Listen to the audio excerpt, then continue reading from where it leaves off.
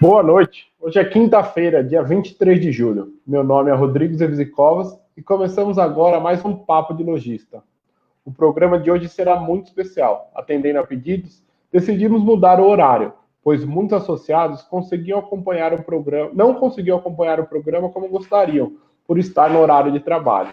Mesmo nós tendo criado os canais de YouTube e do Spotify, percebemos que as pessoas gostam de participar efetivamente, enviando perguntas durante a transmissão ao vivo. Então já sabem, as questões podem ser feitas aqui do nosso lado, aqui no chat. O link da transmissão ao vivo pelo Facebook também pode ser compartilhado para enviar aos amigos que possam se interessar pelo assunto. Amanhã, o programa já estará disponível nos nossos canais, tanto no YouTube como no Spotify.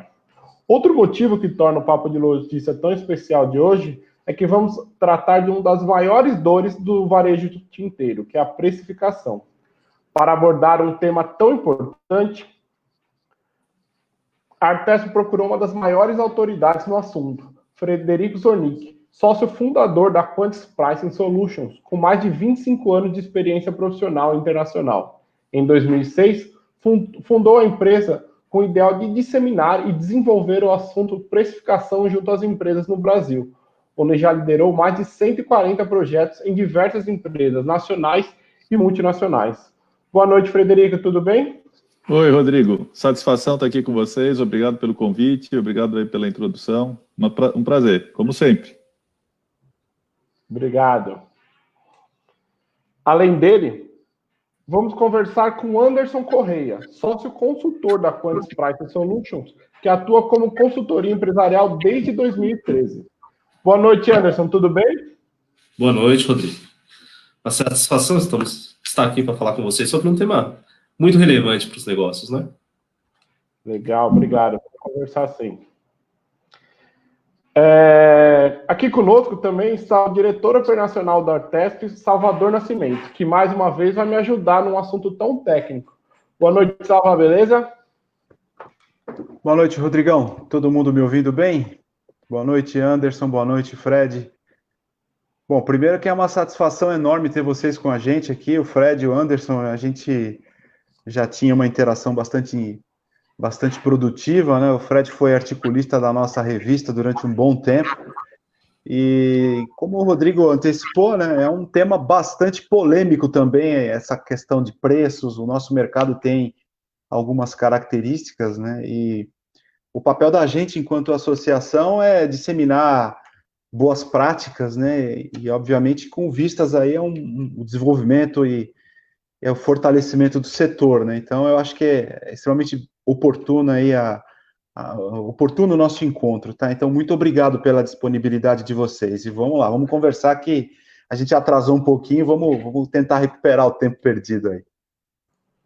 Vamos sim. Tivemos uns probleminhas técnicos aqui, mas já resolvemos.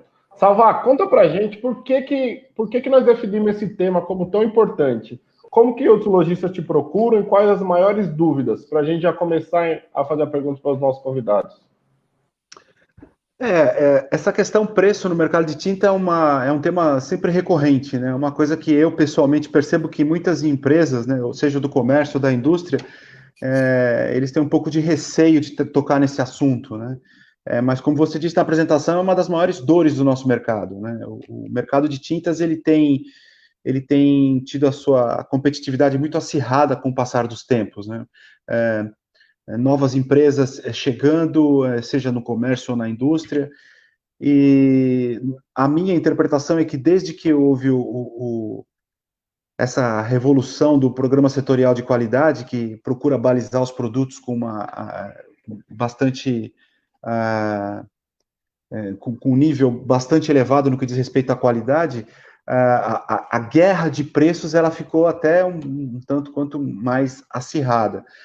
E, como eu disse, uma das coisas que mais se fala no nosso mercado é essa coisa do queimar preço, das margens cada vez menores. Obviamente que tem aí características próprias do mercado, né? Mas as indústrias também se ressentem porque quando o lojista ele entra nessa guerra de preços, ele procura o seu fornecedor e transfere de uma certa forma esse problema e aí todo mundo acaba perdendo, né? Então, e eu entendo que as coisas, depois de conhecer um pouco melhor o Fred e a Quantis, eu entendo que as empresas elas têm que evoluir nessa questão precificação e não tratar as coisas como elas eram há, sei lá, uma década atrás, né? Eu acho que é bem por aí. A gestão de preços é um ponto nevrálgico do negócio. Essa é a minha interpretação.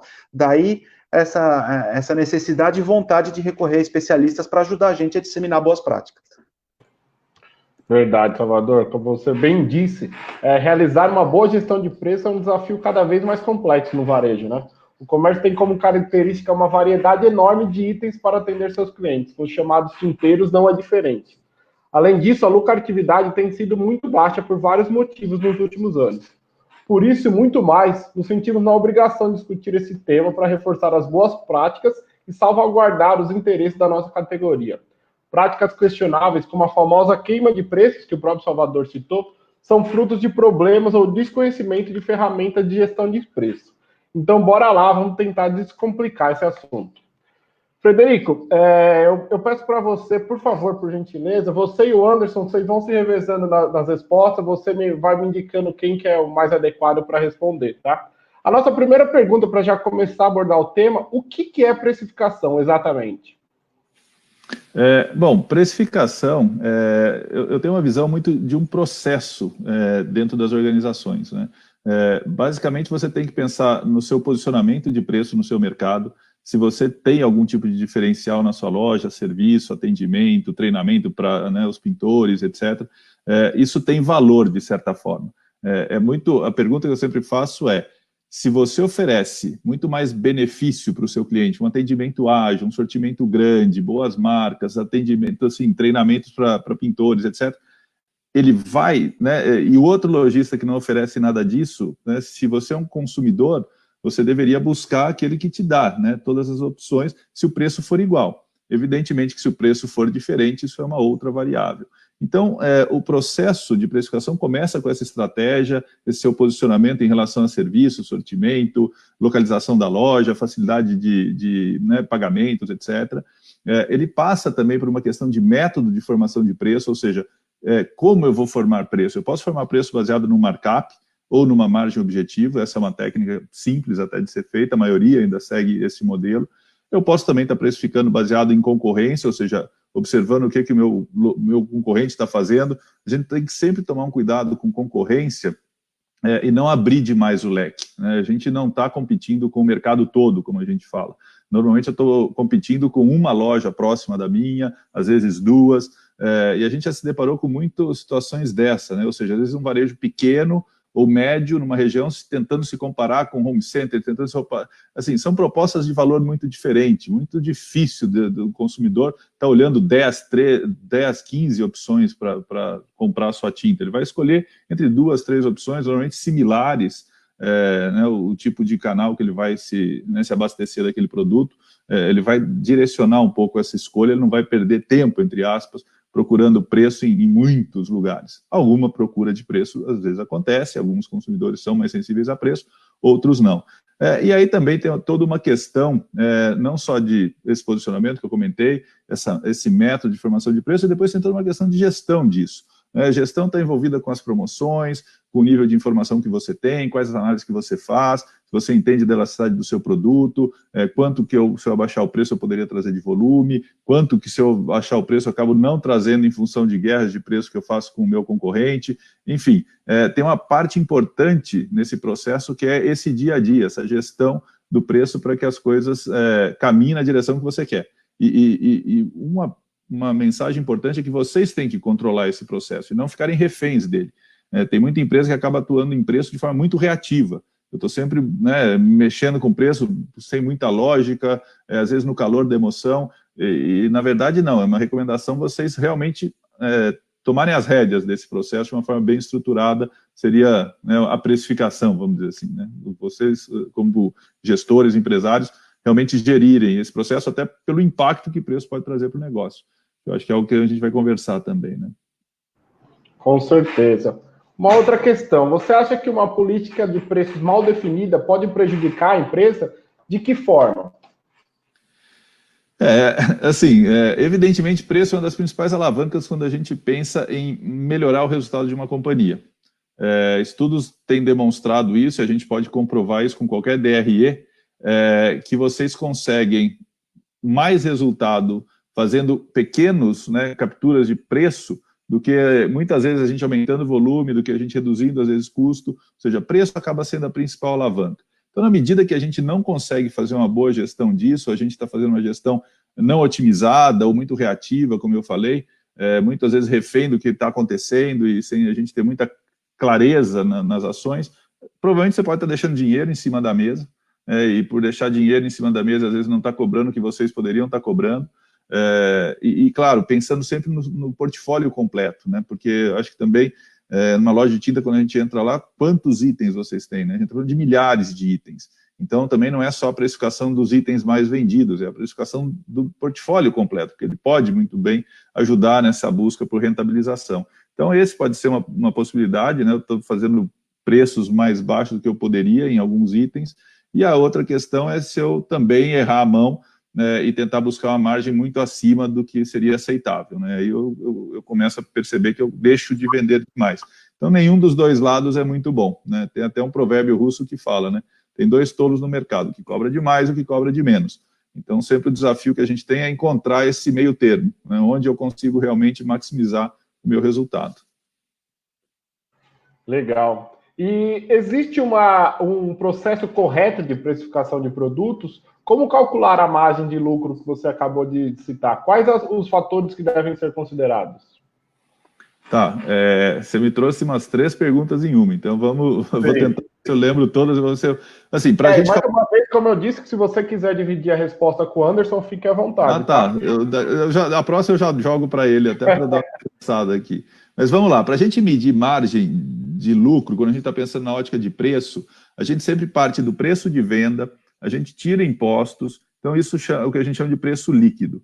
Do preço líquido, a gente desconta o custo da mercadoria vendida, basicamente, né? O custo variável direto, ou seja, o preço de compra menos os impostos que a gente pode se creditar, alguns se creditam, outros não. Então, esse preço líquido menos o custo de mercadoria vendida, isso me gera uma margem de contribuição. Essa margem de contribuição que a gente gosta de medir para a precificação. E o objetivo é maximizá-la, ou seja, tentar gerar margem absoluta, margem em reais. O quanto mais eu conseguir gerar dessa margem, é que eu consigo pagar meus custos fixos, meu aluguel, minha administração, etc., para sobrar o máximo possível, né? Todo negócio quer aumentar a sua rentabilidade líquida no final das contas. Agora, um erro que às vezes alguns locais fazem, algumas empresas, eu já me deparei com empresa grande fazendo isso, é você pegar o custo fixo, seu aluguel, seu administrativo, e querer ratear isso no custo de todos os produtos.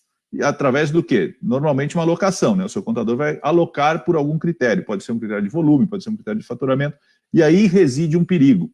Porque ao alocar um custo fixo dentro de um processo de precificação, para daí botar o markup, os produtos mais commodity, não mais comoditizados, os mais comuns, onde as margens normalmente são mais apertadas, você não vai ter preço suficiente para estar atrativo no mercado, porque você vai ter uma base de custo fora, vamos dizer assim, né, ao alocar esse custo. Então, a gente tem que tomar muito cuidado com essa mensuração para a gente não tomar uma decisão errada. Então, a gente sempre deixa custo fixo fora. Claro que eu preciso gerar margem de contribuição absoluta suficiente para cobrir esse custo fixo, e aí gerar meu lucro. Tá? Então, essa foi uma pergunta. Outra pergunta que você me fez foi se existe uma maneira correta de fazer. Na verdade, tem várias formas de fazer precificação bem feitas. Acho que depende muito de cada empresa, das informações que você dispõe na sua loja. Então, se você tiver uma empresa que pesquisa muito bem preço de concorrência, entende muito a elasticidade cruzada, que a gente chama, ou seja, se o preço concorrente muda, como afeta a minha venda,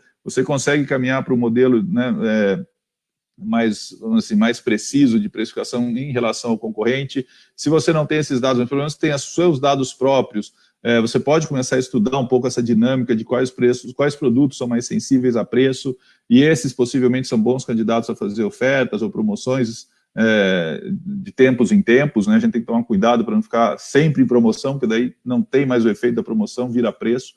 E a gente, entendendo os nossos dados, a gente também começa a perceber que tem produtos que não têm elasticidade, que a gente chama, ou seja, não adianta eu abaixar muito o preço, meu volume não vai variar muito, mesmo abaixando o preço. Então, é ótimo a gente né, entendendo o nosso portfólio, saber onde a gente pode melhorar preço e ganhar volume, onde não deveria, ou até subir preço para manter ou melhorar a minha rentabilidade.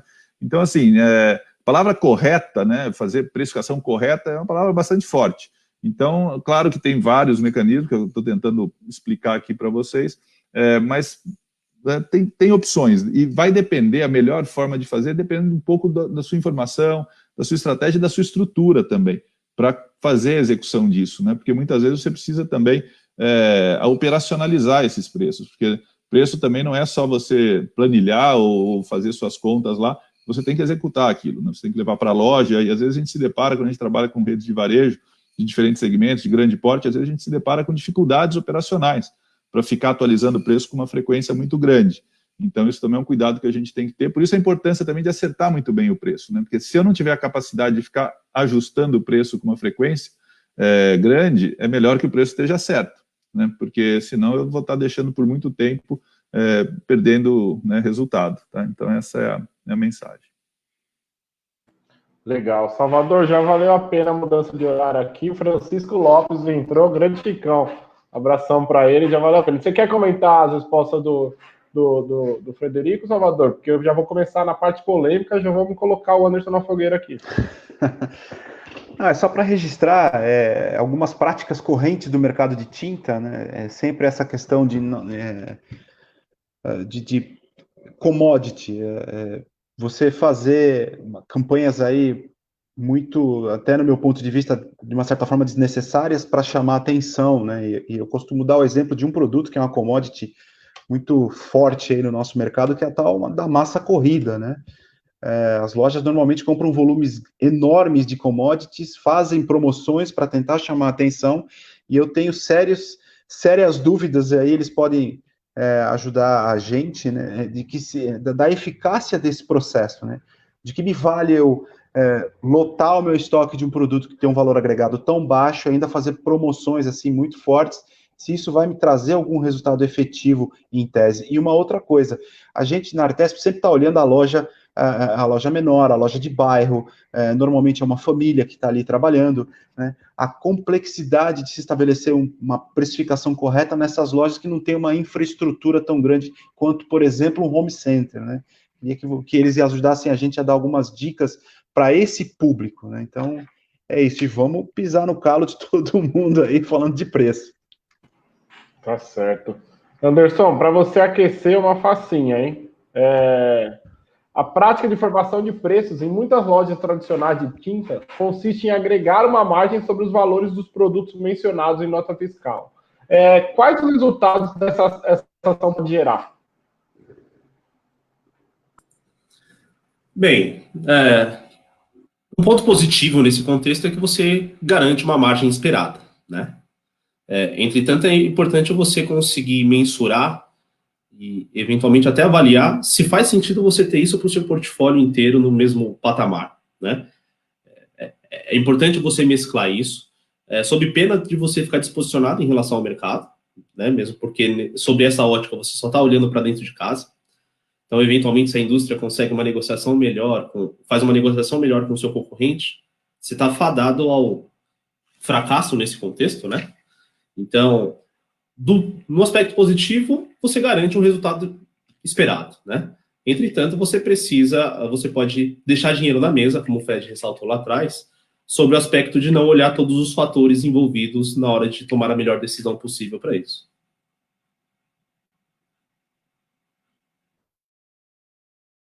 Legal, obrigado.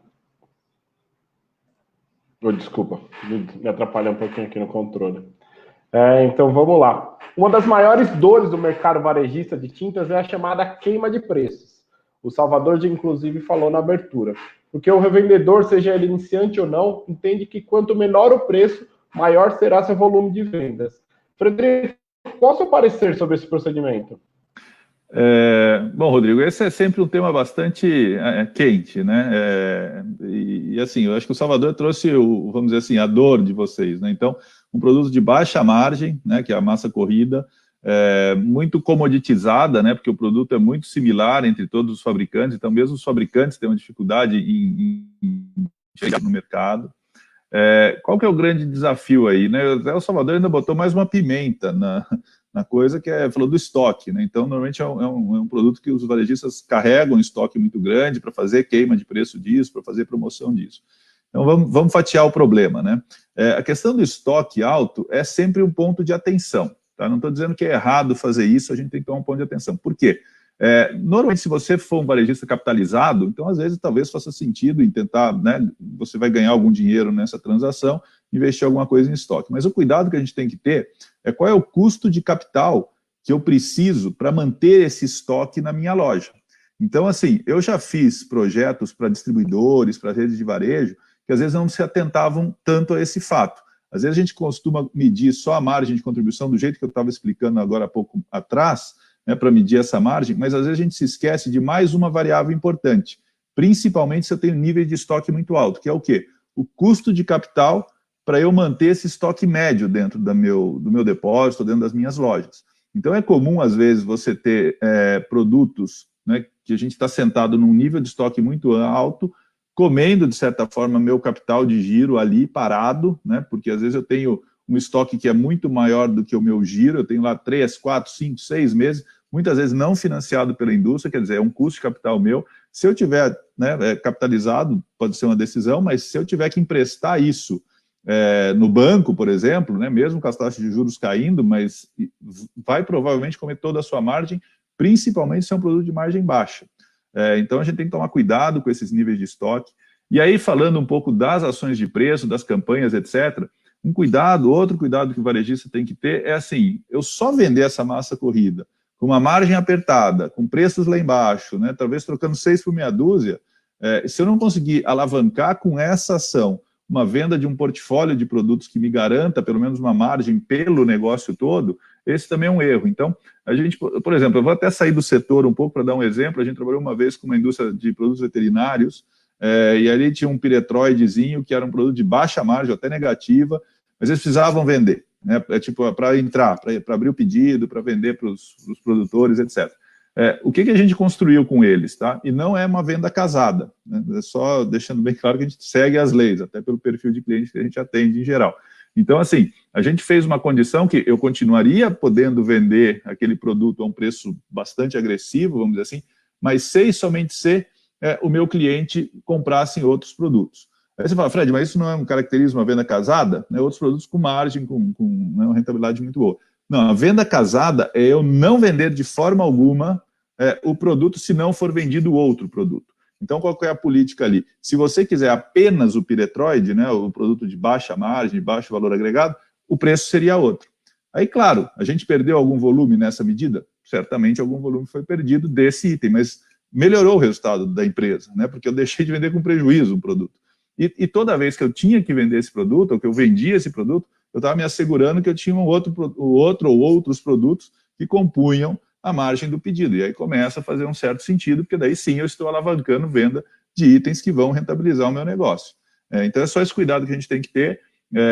E como eu falei, né, você pode oferecer um preço agressivo desde que também me compre a tinta, também me compre, sei lá, os itens que vão agregados à tinta e para fazer a pintura completa. Aí talvez possa até fazer sentido. Legal. Anderson, vou te fazer uma pergunta. Pode falar, Anderson, desculpa. O início da sua pergunta estava muito direcionada no sentido de que a percepção do lojista hoje é que quanto menor o preço que ele pratica, maior vai ser o seu volume de vendas, né? E de fato isso é uma verdade, matemática inclusive, economicamente isso é imprescindível. Só que é importante você deixar muito bem rastreado e muito bem fundamentado que tipo de volume é esse que você está falando. Você está falando, no caso dos lojistas distintas, de unidades de latas vendidas ou de volume de vendas, né? Unidade monetária entrando de faturamento ou de margem de contribuição. Então é importante dividir esse bolo, porque muitas vezes você pode, no limite, você pode praticar centavos pelo seu produto e não faturar nada com isso, muito menos ganhar dinheiro, né? Mas é fundamental deixar esses conceitos muito bem fundamentados, muito bem estruturados, de modo que você consiga mensurar o impacto das suas ações de preço. Sob pena, de novo, de você achar que você está vendendo bastante porque você está escoando o seu estoque, de certa forma, só que não está entrando nada no seu bolso no final do dia, né? Então, é extremamente relevante saber, de fato, qual que é a principal variável que você vai medir para fazer esse tipo de ação. Tá bom?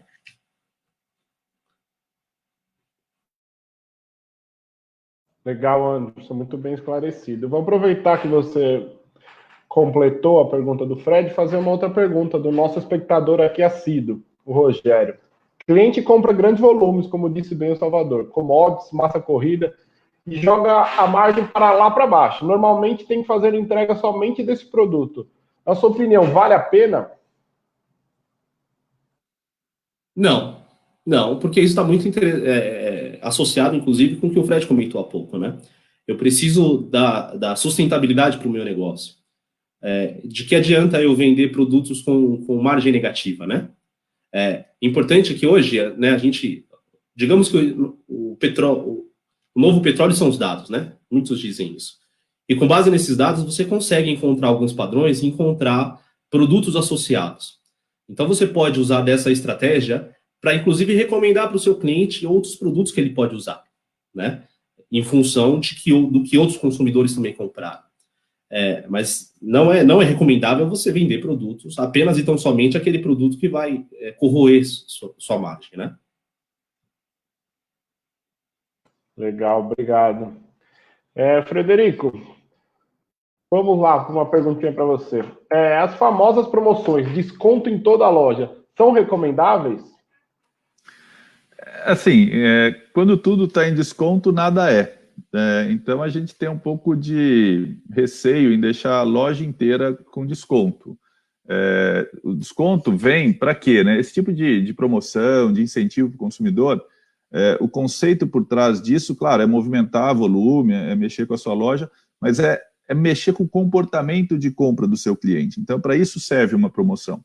A partir do momento que tudo está promocionado, né, ou tudo fica sempre em promoção com muita frequência, o consumidor ou o seu cliente começa a se educar com isso. E ele percebendo que realmente não é uma promoção, porque eu venho esse mês, ou venho no próximo mês, ou no próximo, e sempre está, eu perco o efeito, né, que eu gostaria de gerar nele, que é aumentar o consumo, atrair ele, né, para o meu varejo, etc.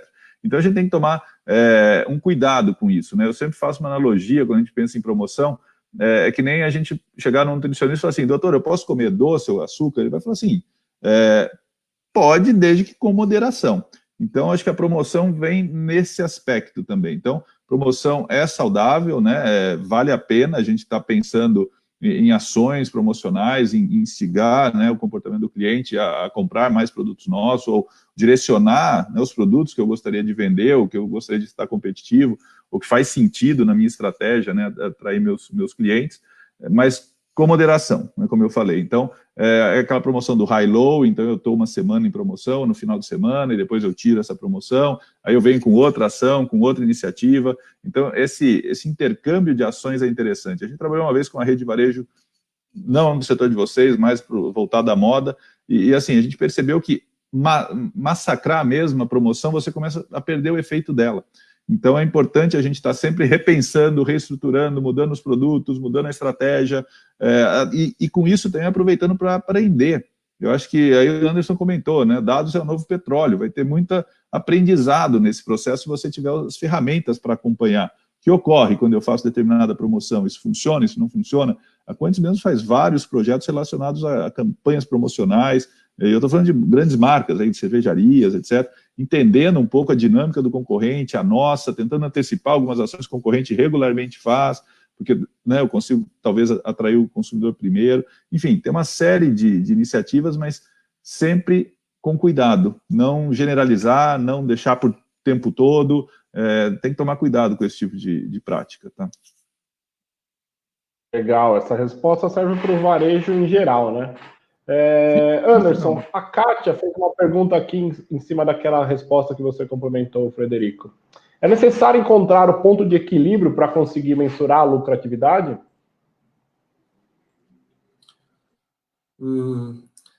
É que são pontos diferentes aqui, né? Digamos que o ponto de equilíbrio, o que ele te permite, né? Ele te permite saber qual que deve ser o seu esforço de vendas para você, no mínimo, manter a sua massa de margem de contribuição. Então, numa rebaixa eventual de preços de 10%, você deve, por hipótese, tá, aumentar 60% o volume de vendas para justificar essa ação. E isso permite o quê? Né? Permite você fazer uma autoavaliação e falar o seguinte: eu consigo, eu tenho força, eu tenho recurso, eu tenho gente para vender esses 60% a mais? Porque qualquer coisa que eu vender abaixo disso, minha margem de contribuição vai reduzir, né? Minha massa de margem. Então, e aí quando a gente fala a margem percentual, naturalmente ela vai reduzir, né? Com uma rebaixa de preço. Então, o ponto de equilíbrio, ele te ajuda o quê? A medir qual que deve ser o seu esforço adicional para justificar aquela ação, tá? E aí eu não sei, eu não tenho dados do mercado de vocês, mas no mercado, no varejo alimentar, por exemplo, é constante várias pesquisas saírem num tema e mostrando que 50% dos itens que são promocionados não geram um incremento suficiente de volume para justificar aquele tipo de ação. Então, é preciso ter muito cuidado com isso, né? E como ela mencionou, o ponto de equilíbrio é um indicador que pode te ajudar nisso, a você ser mais assertivo nessas movimentações de preço. Legal. Salvador, o que você acha? A gente faz pergunta do presidente ou deixa passar? Olha, eu vou dizer uma coisa, assim, eu tenho mais medo do que juízo, então é bom a gente fazer sim, né? Então, bora lá, bora lá. Fred, essa pergunta do presidente para você, hein? Muitos lojistas firmam acordos de objetivos com as fábricas baseados em volumes e crescimento do sell-in. Esses acordos se tornam de forma de créditos, rebotes. Muitas lojas complementam esses créditos na formação dos custos, ou seja, um repasso no preço. Essa prática é correta? Então, é uma boa pergunta, tá? Então, o presidente caprichou na questão. Nosso presidente é demais. Então, a minha visão disso, né, é que normalmente você deveria pensar nesses rebates, nesses incentivos que a fábrica desenvolve, né? Às vezes a gente está do lado de lá também, a gente fez projeto já para fabricantes, quase como uma margem adicional para o seu negócio. Não necessariamente você repassar isso, né? A prática de repassar isso, assim, mostra ou demonstra uma necessidade muito grande de competir, de abaixar preço, né, de reduzir, mas na verdade você está simplesmente pegando um dinheiro que, por mérito, né, seu, você está transferindo isso para o mercado, para o seu consumidor. Está correto ou não? É difícil a gente, né, sem ter todos os dados, informações, a gente cravar uma resposta, né?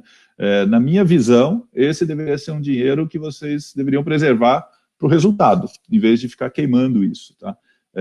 Evidentemente que, como eu falei, né, promoções deveriam ser feitas esporadicamente ou, né, de tempos em tempos, mas a minha sugestão seria que não, até porque, por ser um rebate, né, não necessariamente você está garantido que vai ganhar, vai depender de metas, de resultados, etc.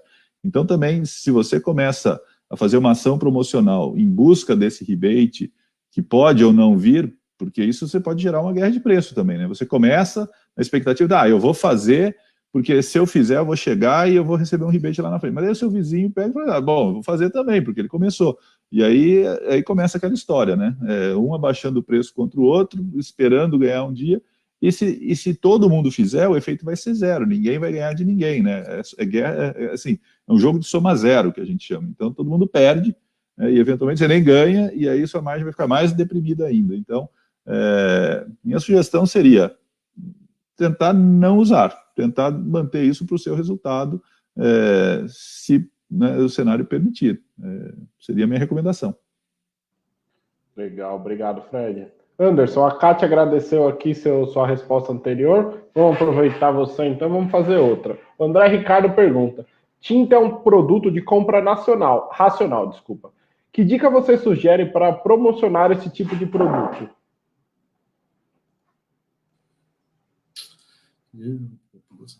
Vamos pensar.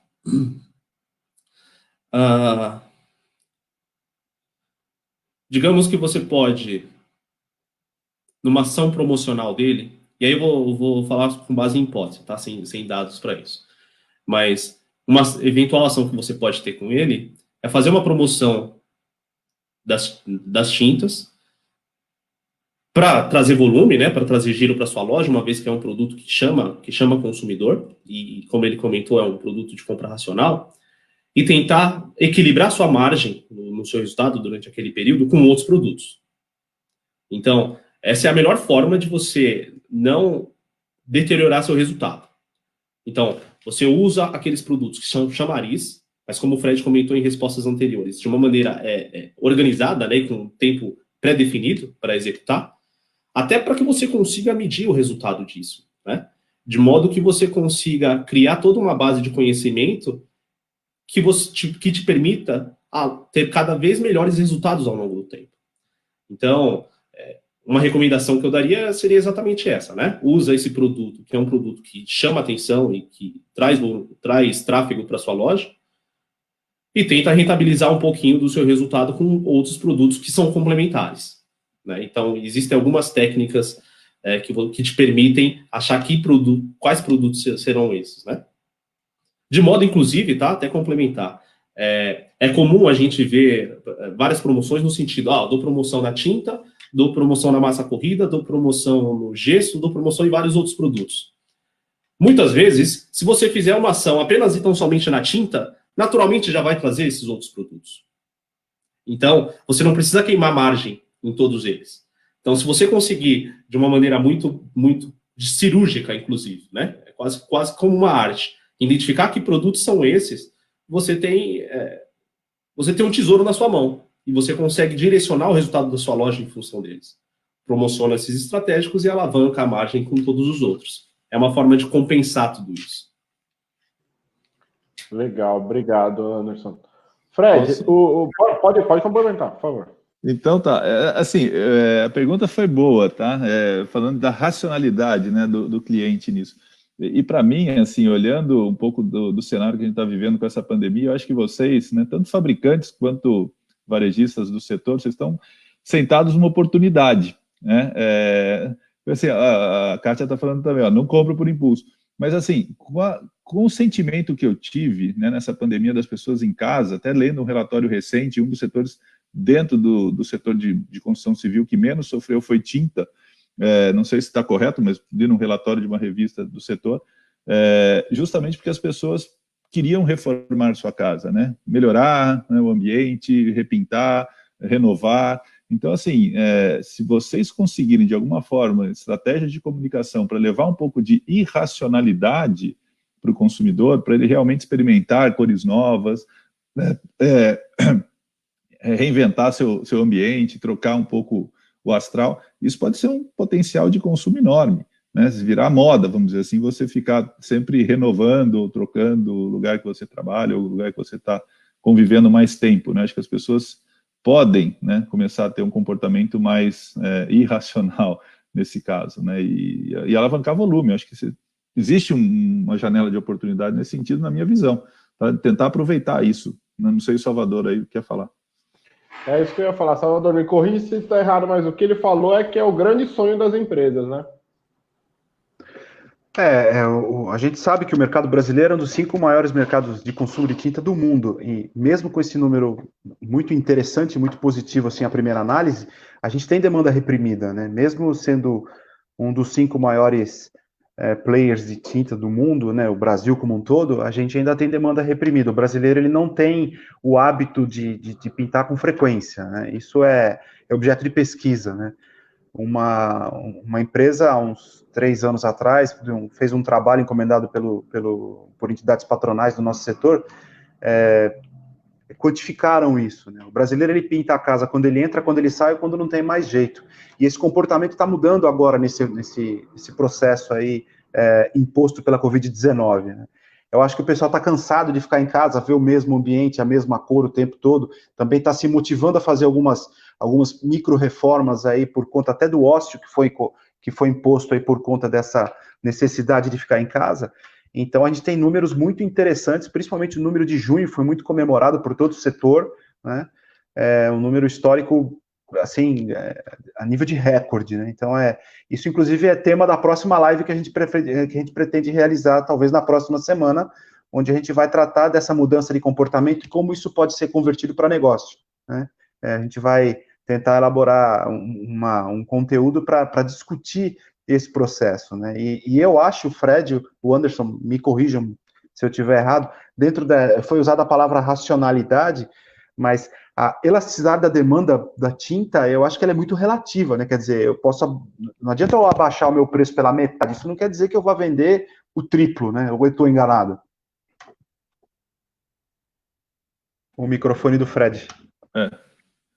Eu entendo que, assim, quanto mais racional for a compra, eu vou comprar a minha necessidade, né? Eu não vou comprar por impulso, eu não vou comprar por mais consumo, eu vou comprar aquilo que eu preciso.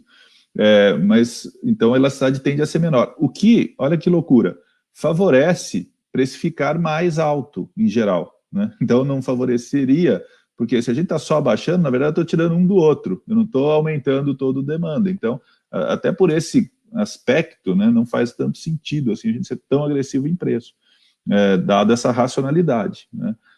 Só estou arrancando do meu concorrente, então é muito mais uma coordenação entre canais, que também precisa ter um direcionamento aí de volumes, que também a gente precisa pensar de uma forma bem clara, né, para não gerar um tiro no pé, na verdade. Mas até complementando, né, eu falei essa questão do consumo aí, irracional, né, nesse momento, que meus 2 filhos quiseram repintar o quarto inteiro, tá? Então até eu saí comprando tinta aí no mês.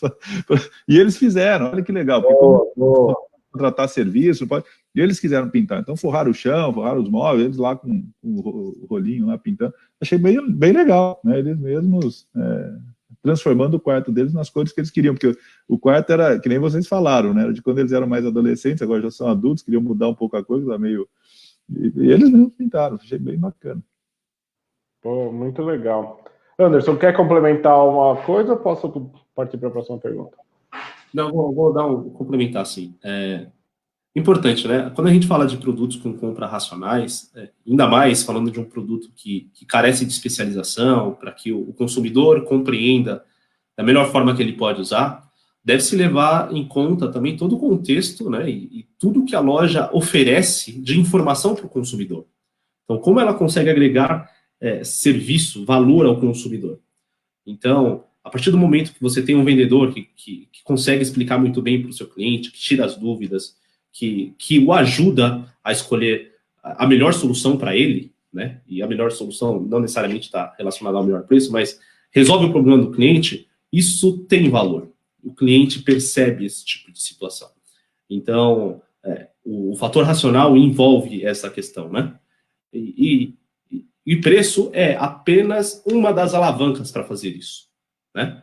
Então, quanto mais valor você conseguir agregar de outras formas, maior a percepção do seu cliente em relação a isso, e, de certa forma, maior a percepção dele em pagar mais pelos seus produtos.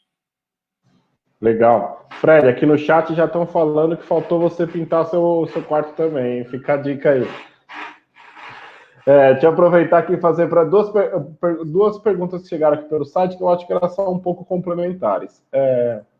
Neon Tintas. Não vejo nenhuma loja satisfeita com as margens. Muitas reclamando, mas vendem com markup super baixo. Como pode? Que desespero é esse? Quem quer trabalhar direito no sentido de administrar bem seu negócio fica com fama de careiro. E outra pergunta que o Rogério, que eu acho que é complementar, vendo barato, mas vendo muito. Compensa? Anderson, você pode responder essa pra gente? Tá. Vendo pouco, mas vendo muito, se isso compensa. Bom, sem informação, sem dados, fica difícil de responder isso, né? Mas o fato se a gente consegue estimar a elasticidade de preço de um determinado produto, a gente consegue, eventualmente, saber qual o impacto que isso vai ter no nosso resultado para uma determinada ação de 20% de rebaixa de preço. Qual que é o volume adicional que isso pode trazer e como que isso vai impactar nosso resultado. E nesse contexto, é importante você definir muito bem qual que é a sua estratégia para essa ação.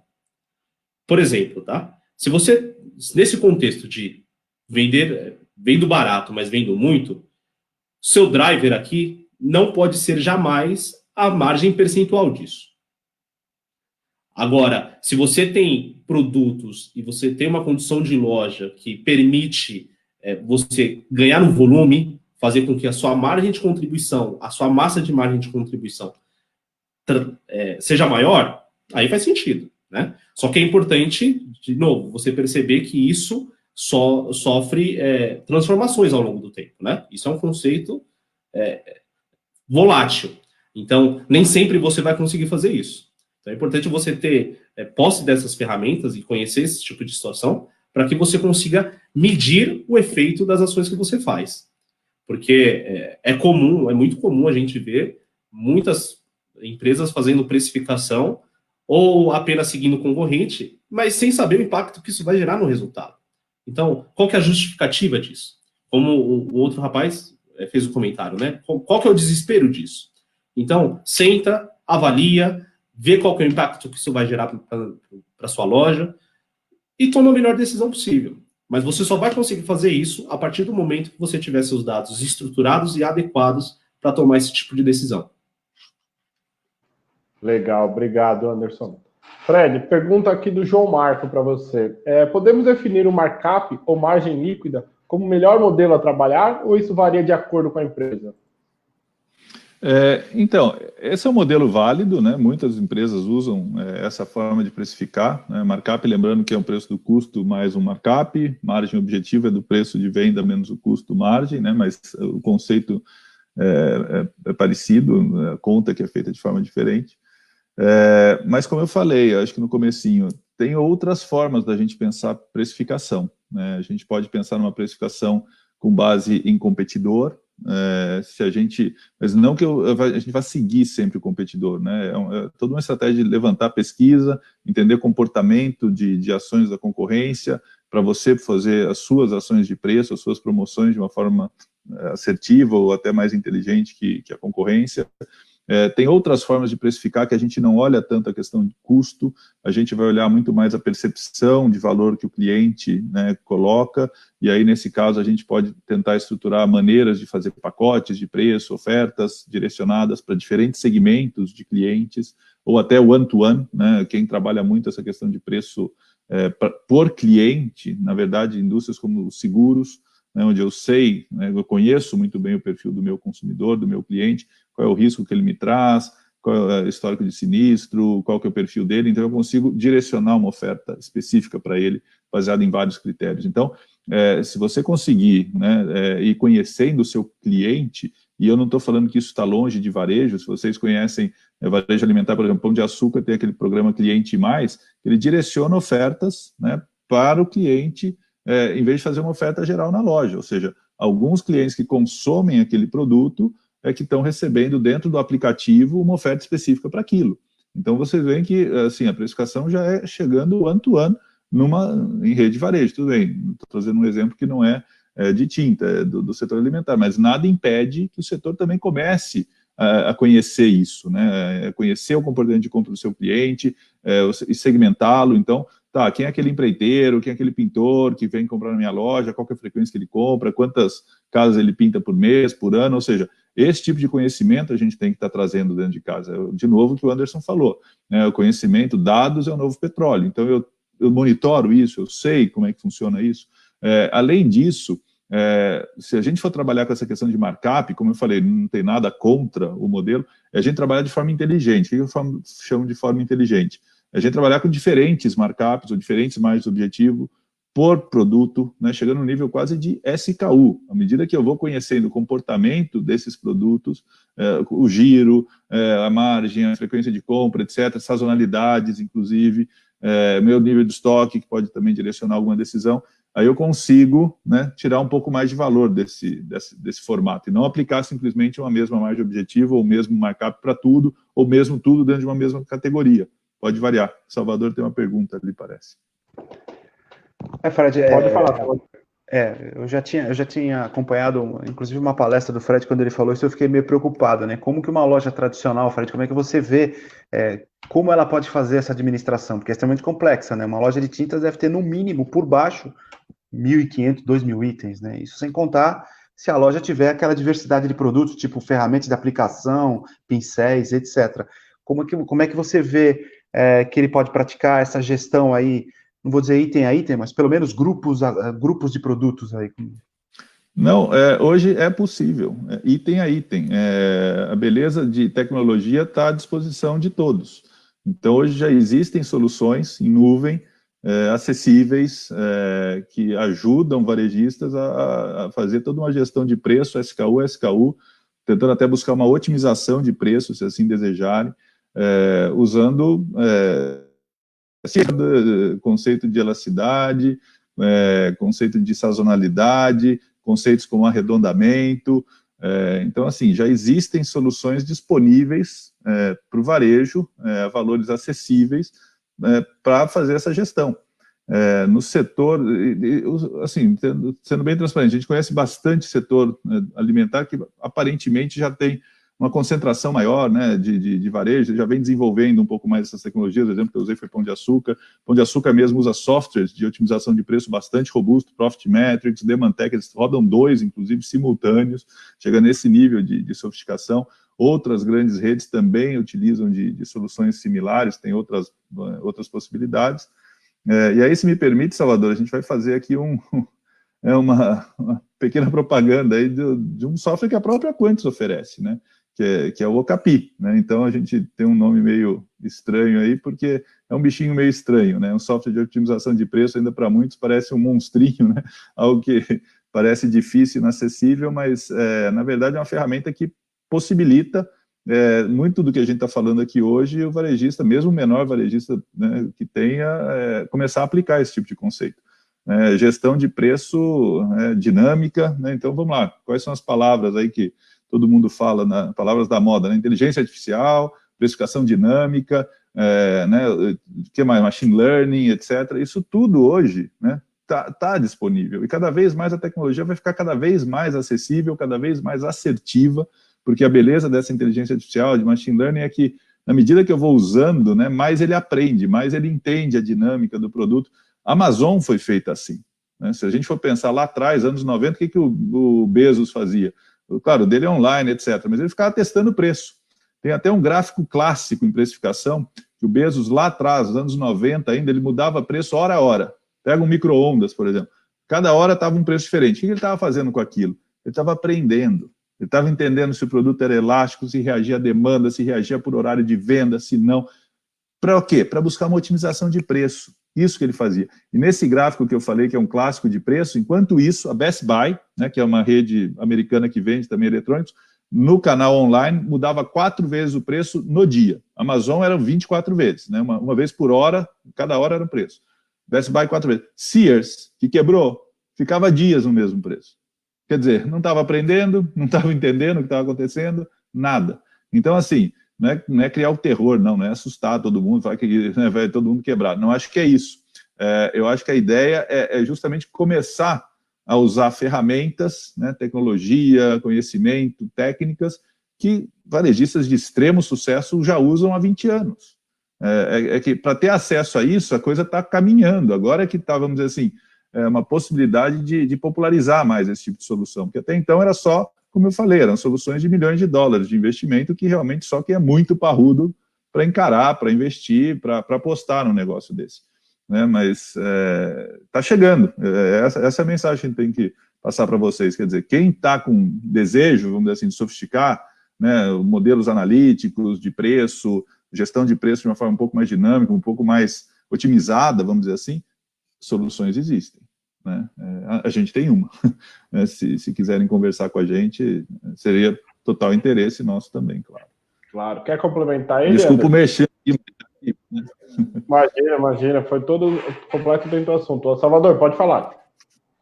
Eu acho muito interessante. A gente está gestando uma plataforma de inteligência de mercado, mas a gente está, o primeiro olhar em outros aspectos, né? Volumes, a predominância de produtos, um mix de produto, coisas desse tipo, tempo de produto em estoque, tamanho de estoque, isso a gente já está contemplando aí, inclusive a gente deve ter um piloto aí já em alguns dias, né?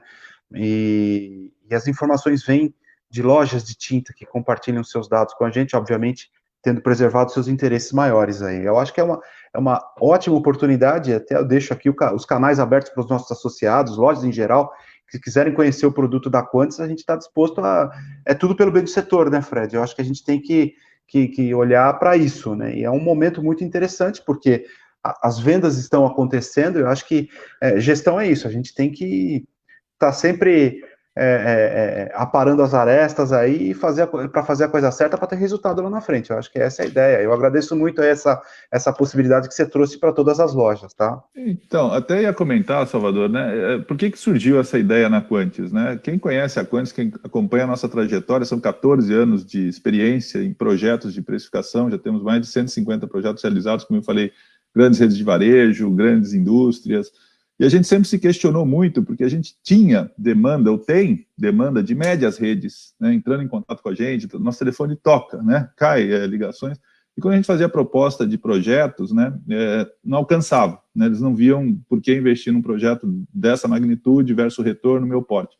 E aí, das visões que a gente tem na Quantis, né, assim, um propósito nosso era universalizar a gestão estratégica de preço. E a palavra é universalizar, é levar para todos, né? E assim, para levar para todos, não dá para ser o nível de serviço que a gente vai ter consultores, ferramenta customizada, isso não é para todos, né? A realidade não permite. O que é para todos? É um software standard, né? A gente deixar um produto, né, padrão, né? Não dá para customizar demais quando a gente, né, vai para um modelo massivo desse, mas já bastante robusto, com base em experiência que a gente tem em outros projetos de varejo e tudo mais. E o que é o para todos, né? Só para vocês terem uma ideia de valor, a gente está falando de R$600, a partir de R$600 mensais por loja, uma assinatura de um software de otimização. Se vocês procurarem, como eu falei, marcas como Revionic, Profitmetrics, etc., a gente está falando de milhões de dólares. Então, assim, imagina que não tem comparação. Claro que o nível de solução também não vai ter comparação, né? Do ponto de vista de eles fazem projetos extremamente customizados para os clientes deles, né? Que roda-se um algoritmo padrão. Mas, de qualquer forma, versus nada, né? Imagina, é muito mais barato que eu ter um analista para fazer várias análises para mim, por exemplo. Né? Eu tendo a base de dados, eu tendo bons dados, jogando isso dentro de um software, ele pode te dar muita sugestão. De elasticidade, de preço ótimo, de preço bom para maximizar faturamento, preço ótimo para faturar margem. Ele pode até sugerir um preço ótimo no que ele entende de que produtos deveriam buscar margem ou que produtos deveriam buscar receita como meta. Então, assim, pode ser uma ferramenta de gestão útil para muitos varejistas, né? A ideia é essa, a ideia da Quantis sempre foi essa, de como é que a gente pode atender mais gente, com consciência, com modelagens robustas, com informação na palma da mão, né? Porque você pode estar com o seu aplicativo lá no celular e estar olhando como é que é o preço, o que eu posso mudar, se eu mudar, quanto eu posso ganhar mais ou a menos, enfim, essa é a ideia, tá? Legal, obrigado, Fred. Anderson, eu vou fazer uma pergunta que chegou aqui no nosso chat e vou juntar com uma outra que eu já tinha pensado para você. O Neon Tintas fala: hoje fazemos o preço de acordo com o que o concorrente está fazendo, pois não queremos perder a venda. Entendo isso como um erro. O que acha e como fugir dessas armadilhas? E a minha pergunta é: como que a indústria pode atuar na colaboração da gestão sadia dos preços? Tá. Respondendo a primeira, né? Não é de todo ruim você seguir o concorrente. É importante você ter essas métricas, saber o que o concorrente está fazendo. Só que mais importante do que isso é você conseguir medir qual que é o impacto que isso vai gerar no seu resultado. Porque muitas vezes ele pode estar tomando uma ação simplesmente de fato para deixar você no prejuízo. Então, se você fizer uma ação dessa sempre ancorado nele, você está fadado ao desejo dele, no seu negócio. Então, é importante sim você ter informações de mercado para você tomar decisões cada vez mais assertivas. Mas é importante você fazer o trade-off disso, né? Qual a informação que eu estou recebendo e o que eu tenho capacidade para fazer isso, né? E como eu comentei, é importante que você tenha ferramenta, e aí eu falo, que fosse uma planilha de Excel, mas que te permita você conseguir medir o impacto das suas ações. Então, é importante, sim, você ficar competitivo no mercado, mas não se ancorar apenas e tão somente no seu concorrente, né? Uma coisa é ser competitivo, outra coisa é você fazer o seu negócio refém do seu concorrente. Agora, sobre a indústria, né? Como a indústria pode colaborar um pouco para a gestão de preço, como consultor, né? Minha história é muito pautada em consultoria, então A melhor forma de a indústria fazer isso, ela tem uma política clara de preço. Aí ela você, o varejista A, saber quais as condições ele pode ter para ter um preço mais competitivo. E ele ter garantia que aquela condição que vale para ele é igual para o concorrente dele. Então, isso é primordial, sob pena de a indústria fomentar a guerra de preço. Né? Então, é importante que todo mundo saiba quais são as regras do jogo, de modo que faça essa precificação de uma maneira muito mais eficiente. E, além disso, é importante como a indústria pode ajudar. Com cursos, ensinando o time o que avaliar, com ações de trade. Não é, como a gente comentou antes, né? Preço é relevante? Sem dúvida. Mas não é o único direcionador de compra. Né? Pensa você quando você vai numa loja, o que não passa pela sua cabeça para você decidir se vai comprar ou não um produto. Então, a indústria ela tem informação suficiente para munir o varejo de informações que podem ajudá-lo a fazer uma gestão melhor. Então, o varejo pode voltar para a indústria e falar o seguinte: você não quer me ter como parceiro? Então, sejamos parceiros. Então, não é só a questão de preço, né? Me ajuda com conteúdo, com informações, seja com treinamento. O fato a indústria tem informação suficiente para prover isso para o varejo. Legal, perfeita a sua resposta, Anderson. Pode completar, Fred. Se eu puder complementar, em alguns setores é tão bem estruturado isso, né, que assim tem revendedores, vamos dizer assim, que rodam um programa de CRM e pricing e tudo dentro, com visibilidade para a indústria, e desenvolvido pela indústria, para que o seu revendedor siga, né, uma ferramenta de precificação. Tá? Então, por exemplo, gás de LP, a gente ajudou uma indústria a fazer isso, uma engarrafadora, no setor de lubrificantes, mas assim, aí o relacionamento tem que ser muito forte, né? Normalmente daí você tem uma revenda exclusiva, é um vínculo muito forte, né? Do jeito que ainda eu entendo do setor de vocês, não é muito fragmentado, né? Não é comum você ter uma bandeira única, às vezes tem uma principal, mas não é única, então aí você tem ainda algumas barreiras, né? Não sei se vai evoluir para esse modelo, talvez não, então isso também depende da maturidade e também da abertura que os próprios empresários do setor decidem caminhar, né? Porque na verdade é setorial até a coisa. Legal, obrigado, Fred. Salvador, eu acho legal você comentar, a Neon Tintas, em cima da resposta do Anderson, deu uma comentada aqui. Não tenho dúvida disso. Acho que a Artesp tem que trabalhar forte na questão de, literalmente, ensinar as lojas a calcularem seus custos. Vende nosso peixe aí, Salvador. De fato, um abraço pessoal da Neon Tintas, a família Portelinha em peso aí com a gente, eles são comerciantes advindos da indústria, né? Conheço o pessoal, são meus amigos aí da antiga, né? E se for efetivamente a loja que eu estou imaginando, a Neon Tintas, no bairro da Lapa, aqui em São Paulo, a dificuldade deles recente é muito maior, porque eles trabalham quase exclusivamente com linha automotiva, né? Então, o setor de reparação automotiva sofreu um pouco mais, aí se a gente comparar com os outros mercados, mas essa é a nossa missão e o nosso propósito. A gente sempre tem oferecido possibilidades para que os lojistas eles enriqueçam a sua gestão, né? E como eu disse há alguns minutos atrás, eu vou ser repetitivo, a gente precisa conhecer um pouco mais profundamente cada loja para saber onde estão os maiores problemas para que a gente possa indicar soluções. E uma das coisas que a gente tem trabalhado é exatamente essa plataforma de inteligência de mercado que vai trazer essas informações para nós, para que a gente tenha uma riqueza de detalhes para poder oferecer a solução efetiva para o problema que eles estão tendo. Eu não sei se a Neon Tintas, por exemplo, e me desculpem a indiscrição, eu não sei se o problema dele está efetivamente no preço, nos custos, ou na gestão de estoque, ou na sua carteira de clientes. É um desafio bastante grande. Eu me coloco à disposição para conversar com eles em particular, para que a gente possa tentar dar uma dimensionada melhor nessas questões, mas é a nossa missão, é o nosso propósito, sim. Cada vez mais oferecer recursos para que as lojas se fortaleçam. Legal. Salvador, Anderson, pode complementar. Se me permitem, né, até indo um pouco em conta do comentário da Neon, A gente notou também uma necessidade de certa forma, ajudar o varejo, que não tem domínio sobre o tema de pricing, quais são os conceitos mais elementares, né? De modo que a gente avance nessa história até a gente eventualmente chegar e falar de otimização de preço, que foi um dos pontos que a gente tocou aqui atrás. Então, no CAPI, que o Fred comentou mais cedo, a gente tem uma série de vídeos lá que a gente rotulou a série de Ana no Universo dos Preços. E nessa série, qual que é o nosso objetivo?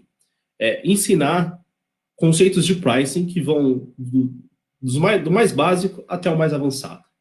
Então, e de uma maneira lúdica, né? São vídeos bem lúdicos, inclusive, para ficar didático e para mostrar para as pessoas, de fato, como esses conceitos e como lidar, inclusive, com essa questão de margem markup, que a gente tem conversado bastante. Então, se vocês quiserem, é uma alternativa a mais para vocês agregarem conhecimento para vocês. Tá bom? Legal, obrigado, Anderson. Vamos chegando aqui no finalzinho, mas vou fazer uma pergunta que eu achei muito interessante. Fred, se você puder me responder. O Anderson Ricardo pergunta: o que você sugere entre o digital e a loja física, mesmo na precificação? André Ricardo, ótima pergunta. Tá? Essa é uma pergunta que até grandes redes às vezes se deparam para entender o que fazer. Então, eu vou dar exemplos do que está acontecendo no mercado. Magazine Luiza, de forma bem transparente e clara, igualou preços, né? Então, o que eles estão praticando hoje na internet, eles estão praticando no Mercado Livre deles, eles estão no marketplace deles, né? O Mercado Livre é o concorrente, e estão praticando nas lojas. Tá? Outros varejistas preferem não, tratar isso de forma diferente. Então, preços, e aí você está Pão de Açúcar, né? Pão de Açúcar, ele já anuncia, você entra no app do Pão de Açúcar ou na internet e ele fala, os preços podem variar por loja, né? E eles realmente buscam uma otimização por loja. A gente já trabalhou com rede de farmácia recente, por exemplo, onde eles praticavam preços únicos, site e lojas por estado. Depois de muitos estudos, a decisão foi a gente fazer preços ótimos por loja, muito em função de buscar um aumento de rentabilidade. Então, qual é a mensagem aqui? Se a questão estratégica sua está, vamos dizer assim, eliminando qualquer tipo de atrito com seu cliente, etc., uma política de preços únicos, unificado, internet e loja, é interessante. Então, tem estudos falando que o consumidor valoriza esse tipo de comportamento, etc. Mas se a sua necessidade for realmente ganhar mais dinheiro, ter maior rentabilidade, a minha recomendação, então, é que você vá para uma precificação diferente, site e, inclusive, preços por loja. Por que eu falo isso? E também por experiência própria, né, e não porque eu tenha varejo, mas porque eu já trabalhei com vários. O mercado é diferente por loja, né? O ambiente competitivo, então, na rede de farmácia, que a gente fez o projeto há pouco tempo, você tem lojas da farmácia que ela está sozinha numa região. E normalmente numa região onde tem uma classe média, com muita criança e uma série de produtos a serem consumidos ali. Versus outra que está, de repente, em Copacabana, cheio de idosos, só vende remédio tarja preta ou por prescrição, e você tem 4 concorrentes em toda esquina.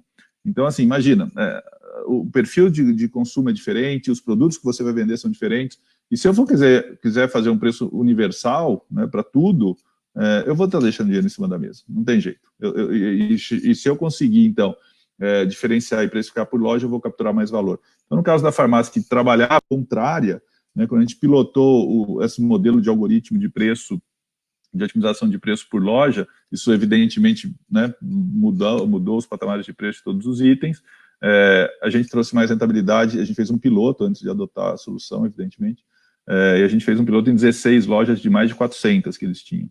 E nas 16 lojas estava dando um melhor resultado. Então, ficou meio que matematicamente, financeiramente comprovado que se era para ganhar dinheiro, melhor então a gente buscar preço por loja. Se é para a gente ter uma, né, como eu falei, uma visão estratégica de atendimento ao cliente, até unifica. Então, como eu sempre falo, não tem uma resposta única para preço. Preço, embora seja ciência, matemática, tem muita coisa também de estratégia. Qual é a minha estratégia como empresário? O que eu quero transmitir para o meu cliente final? Isso também é importante, a gente sempre considerar isso na solução que você escolher fazer. Tá? Legal, obrigado, Fred. Salvador, acho que a gente precisa encerrar, né? Já está na hora da sua sopinha, mas vai. O pessoal pode. A gente vai responder as perguntas com o tempo, talvez a gente até volte a tratar desse tema, né, Salvador? A live foi muito boa, muita participação no nosso chat. De vez em quando eu dou uma olhada para o lado aqui, eu vejo no chat, né? Então tá bem quente. Então eu já me comprometo a não eu pessoalmente responder as perguntas, né? Vou dar atenção devida para todo mundo que está participando. E, obviamente, eu vou transferir algumas delas para o Fred, para o Anderson, para que eles nos ajudem, né? E dizer para as lojas e para todo mundo que está nos assistindo, nos ouvindo, né? Que mandem suas perguntas. A live acaba agora, mas mandem suas perguntas para a gente explorar um pouco o tema e quem sabe isso pode gerar uma nova conversa, né, Fred, né, Anderson, para que a gente tenha um pouco mais de atenção a esse tema tão importante aí para a gente, tá bom? E desde já eu quero agradecer a vocês pelo tempo que vocês disponibilizaram para a gente e ao pessoal que está nos vendo, nos ouvindo aí nesse momento. Muito obrigado mesmo, isso é muito importante para a gente. Legal, Salvador, aproveitando que você falou de mandar as perguntas, no nosso Instagram, o Artesp Tintas, todo 2, 3 dias antes da gente ter essa live, a gente coloca lá, mande suas perguntas. Então, se quiser já ir preparando, envia que a gente coloca no nosso roteiro inicial, né? Queria agradecer muito, Frederico, Anderson, foi uma verdadeira aula que vocês deram para a gente. Muito obrigado pelo tempo aí. E deixa um recadinho final. Fred, vamos começar com você. Então, bom, claro, preciso agradecer vocês pela oportunidade, pela parceria. É sempre uma satisfação estar aqui com vocês. E para mim é uma diversão, né? Falar de precificação tem sido minha carreira, tem sido minha vida profissional toda, praticamente. Então é um prazer, né? Se quiserem continuar a conversa, eu fico aí até a hora que for, ou se a gente quiser marcar outro dia, podem contar, é sempre gostoso. Obrigado. Legal. Obrigado para você também, Anderson. Bom, muito obrigado pela oportunidade. Sempre bom falar sobre aquilo que a gente vive, né? E tem uma coisa em mente com vocês, né? Preço é a principal alavanca para o seu resultado. Então, você deve cuidar muito bem dele, tá? Então, bons negócios para todos.